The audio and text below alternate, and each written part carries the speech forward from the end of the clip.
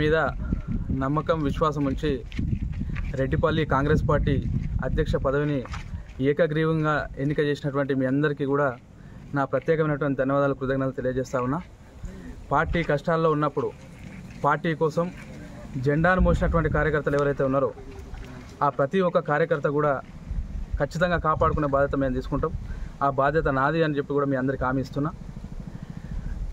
దుబ్బాక నియోజకవర్గ ఇన్ఛార్జ్ చెరుకు సీనన్న గారి ఆధ్వర్యంలో పార్టీ ఏ పిలిపించినా దానికి శిరసా వేస్తూ రెడ్డిపల్లిలో ఖచ్చితమైనటువంటి ప్రోగ్రాంలు మీ అందరి సహకారంతో చేస్తా అని చెప్పి మీ అందరి నమ్మకాన్ని నిలబెడతా అని చెప్పి కూడా ఈ సందర్భంగా మీకు అందరికీ హామీ ఇస్తున్నా. ఇప్పటికిప్పుడు మనం ముందున్నటువంటి లక్ష్యం ఏంటంటే రాబోయేటటువంటి మే 13న ఎంపీ ఎలక్షన్స్ ఉన్నాయి. ఆ ఎంపీ ఎలక్షన్స్లో నీలం ముదిరాజ్ గారిని అభ్యర్థిగా ఇవాళ ప్రకటించడం జరిగింది. మెదక్ పార్లమెంట్ ఒక అభ్యర్థిగా ఒక బీసీ వర్గానికి చెందినటువంటి బీసీ కేటగిరీకి చెందినటువంటి ఒక నీలం ముదిరాజ్ గారిని ఎంపిక చేసిన దానికి ఏఐసిసి అధ్యక్షులైనటువంటి మల్లికార్జున ఖర్గే గారు మరియు యూపీఏ చైర్పర్సన్ అయినటువంటి సోనియా గాంధీ గారికి ప్రత్యేకమైనటువంటి కృతజ్ఞతలు ధన్యవాదాలు రెడ్డిపల్లి కాంగ్రెస్ పార్టీ తరఫున తెలియజేస్తా ఉన్నాం. ఇవాళ రెడ్డిపల్లిలో కాంగ్రెస్ పార్టీ అనేది కొంచెం గ్రాస్ నుంచి డెవలప్ చేయాల్సినటువంటి అవసరం ఉంది.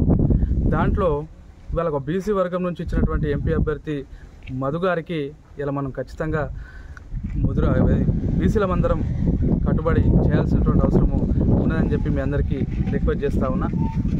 బీసీల్లో ఇలా మన రెడ్డిపల్లి విషయానికి వస్తే ఇవాళ మున్నూరు కాపులు ఉన్నారు, వడ్డెరలు ఉన్నారు, చాకలి మంగలి గౌడ్స్ ఉన్నారు, ఇవాళ కమ్మరి కుమ్మరి ఔసల, అదేవిధంగా ముఖ్యంగా ముదిరాజులు కూడా అధిక సంఖ్యలో బీసీ కేటగిరీకి చెందినటువంటి అధిక సంఖ్యలో ఉన్నటువంటి వ్యక్తులు రెడ్డిపల్లిలో ఉన్నారు. వాళ్ళందరికీ కాంగ్రెస్ పార్టీ రెడ్డిపల్లి అధ్యక్షునిగా నేను రిక్వెస్ట్ చేస్తూ ఉన్నా. ఇలా మన మంచి అవకాశం వచ్చింది. ఒక బీసీ అభ్యర్థిని పార్లమెంట్ అభ్యర్థిగా ఇలా కాంగ్రెస్ పార్టీ నిలబెట్టింది.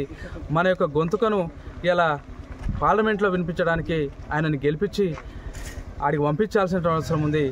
ఈ పంపించే కార్యక్రమంలో రెడ్డిపల్లిలో ఉన్నటువంటి కాంగ్రెస్ కార్యకర్తలు, నా మిత్రులు, ప్రజలందరూ కూడా సహకరిస్తారని చెప్పి ఆశాభావం వ్యక్తపరుస్తున్నా.